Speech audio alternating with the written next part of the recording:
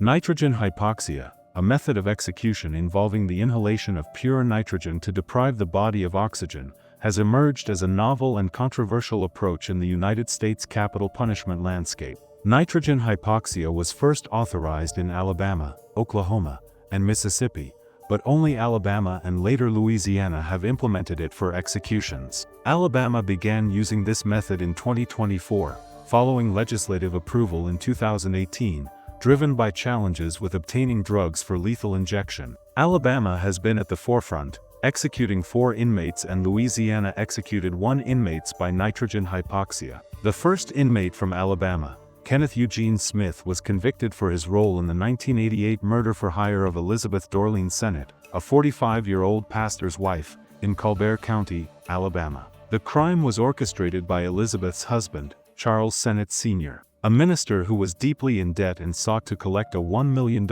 insurance policy he had taken out on his wife. Charles hired Billy Gray Williams, who in turn recruited Smith and another man, John Forrest Parker, to carry out the killing. On March 18, 1988, Smith and Parker entered the Sennett home under the pretense of needing to use the bathroom while Elizabeth was alone. They attacked her with a fireplace poker and a knife, beating her severely and stabbing her multiple times, 8 times in the chest and twice in the neck. The scene was staged to look like a burglary gone wrong, with items scattered and a VCR stolen. Elizabeth's injuries were so severe that she died from blood loss and trauma. Smith's execution marked the first use of nitrogenhypoxia in the United States, following a failed lethal injection attempt in 2022. He was executed in January 25, 2024. Second inmate Alan Eugene Miller was convicted for the 1999 workplace murders of 3 men in Shelby County, Alabama, in a chilling shooting rampage driven by paranoia and workplace grievances. On August 5, 1999, Miller, a 34-year-old delivery truck driver,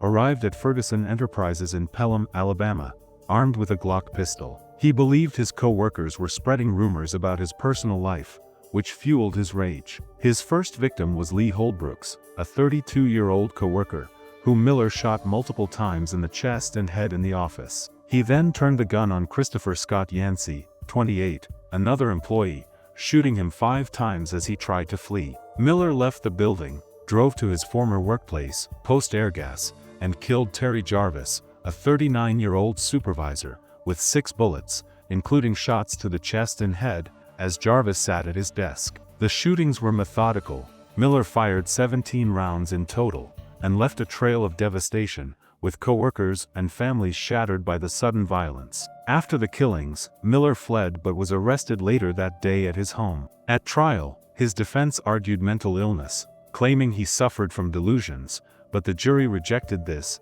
convicting him of capital murder. The brutality and premeditation of the triple homicide led to his death sentence, carried out by nitrogenhypoxia in September 26, 2024. Third inmate, Carey Dale Grayson, was convicted for the horrific 1994 murder of Vickie Deblieux, a 37-year-old hitchhiker, in Jefferson County, Alabama, a crime marked by extreme cruelty and sadism. On February 21, 1994, Grayson, then 19, along with 3 other teenagers, Kenny Loggins, Trace Duncan, and Louis Mangione, picked up Deblieux as she hitchhiked along Interstate 59 near Trussville. Initially offering her a ride, the group's intentions turned sinister. They took her to a wooded area off Bald Rock Mountain, where they began a nightmarish assault. The teens, reportedly under the influence of alcohol and seeking a thrill, beat Deblieux with their fists and sticks, then escalated the attack by stomping on her throat and chest. She was still alive when they threw her off a 30-foot cliff,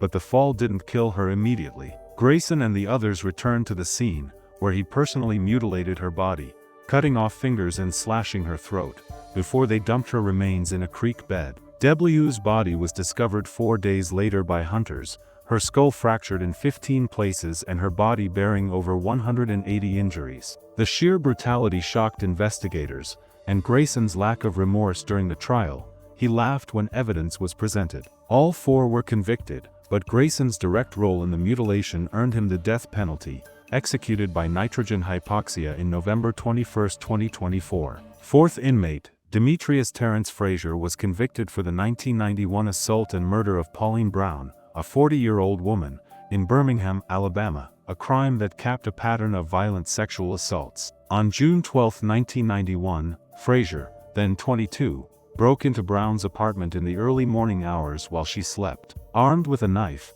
he assaulted her at knife point, then strangled her with a cord from an electric iron, leaving her lifeless body on the bed. Brown, a single mother working as a nurse's aide, was found by her teenage daughter the next day, her home ransacked and her life stolen in a senseless act of violence. Frazier fled Alabama after the murder, but his criminal spree continued. In 1992, he was arrested in Detroit, Michigan, for a series of assaults. DNA evidence later linked him to Brown's murder, and he was extradited to Alabama in 1995. At trial, prosecutors painted Frazier as a predator with no regard for human life, citing his prior convictions for assault in Michigan, where he attacked multiple women in similar home invasions. The jury convicted him of capital murder, and despite appeals highlighting his troubled upbringing, the court upheld his death sentence. Frazier's execution by nitrogen-hypoxia in February 6, 2025 closed a chapter on a man whose crimes terrorized 2 states.